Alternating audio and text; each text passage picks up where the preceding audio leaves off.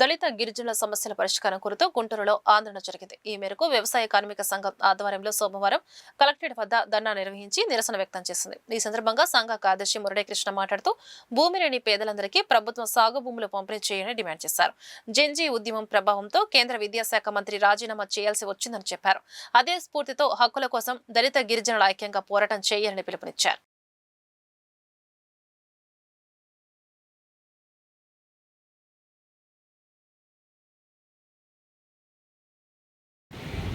Government భూమి పేదవాళ్ళు పంచచ్చుగా, పంచడానికి ప్రభుత్వం సిద్ధంగా లేదు.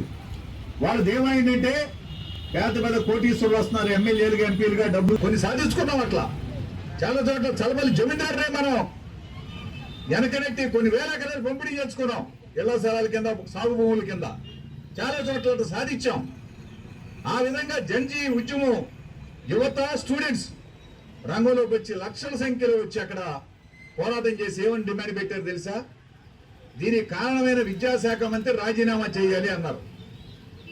మేము చెయ్యం, మీరెవరయ్యా బొడ్డాళ్ళు, మీరు వచ్చి అడిగితే మేము చేస్తామా అన్నారు. 10,000, 20,000, 30,000, 1,00,000, 2 లక్షలు, 5 లక్షలు అట్లా పెద్ద సంఖ్యలో అన్ని రాష్ట్రాల నుంచి ట్రైన్ల మీద వచ్చి ఢిల్లీ మొత్తం అల్లాడిచ్చేశారు వాళ్ళు. ఆ దెబ్బకి మోడీ, నిరంకుశత్వంగా ఉండేటువంటి మోడీ చివరికి విద్యాశాఖ మంత్రితో రాజీనామా చేర్చడం అనేది మన బిడ్డలు, యువత వాళ్ళు చేయటం అనేది మన గొప్ప ఆదర్శం అని చెప్పాలి. మనం కూడా అది చేయాలి. ఎన్నిసార్లు మనం పిటిషన్ ఇచ్చాం కలెక్టర్లకి, మన సమస్య ఎందుకు పరిష్కారం చేయరు? ఇవాళ ఇచ్చిన పిటిషన్లో ఏంటంటే ఒక అంశం మనం ఒక ప్రకాశాలు ఇస్తున్నాం, దానికి సమాధానం చెప్పాలి ప్రభుత్వం. ప్రజాస్వామ్యం అంటే ఏమిటి? మనం ఇళ్ళని వదిలిపెట్టి గ్రామాల్లోంచి వచ్చి డబ్బులు ఖర్చు పెట్టుకొచ్చి ఇక్కడ బాబో మా సమస్య ఉందో పరిష్కారం చేయని చెప్పనంటే వీళ్ళు ఇస్తారు, పోతారు, ఇంతేనా? కాబట్టి ప్రభుత్వానికి గుణపాఠం చెప్పాలి. మనం పోరాటం చేయటం ద్వారా విజయం సాధించగలం అనేటువంటిది ఢిల్లీలో జరిగిన జన్జీ ఉద్యమం నిరూపించింది.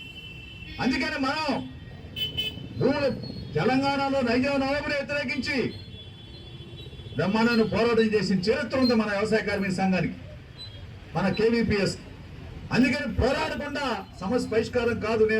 మీరందరూ ఎంతో ఆశతో ఓ పిటిషన్ ఇచ్చుకుందాం, మన వాళ్ళంతా వచ్చారు మా దగ్గరికి, రాష్ట్రం అంతా ఇప్పుడు క్యాంపెయిన్ జరిగింది, వచ్చారు, మన సమస్యలు పరిష్కారం అవుతుందని కొంత ఆశ ఉంటుంది. అయినా దీంతోనే అవుతుందని అనుకోకూడదు. అవసరమైతే విజయవాడ అన్ని జిల్లాల నుంచి కలెక్టర్, అది మన సచివాలయం దగ్గరికి, ఇది అమరావతికి వెళ్లాల్సి వస్తుంది అవసరమైతే.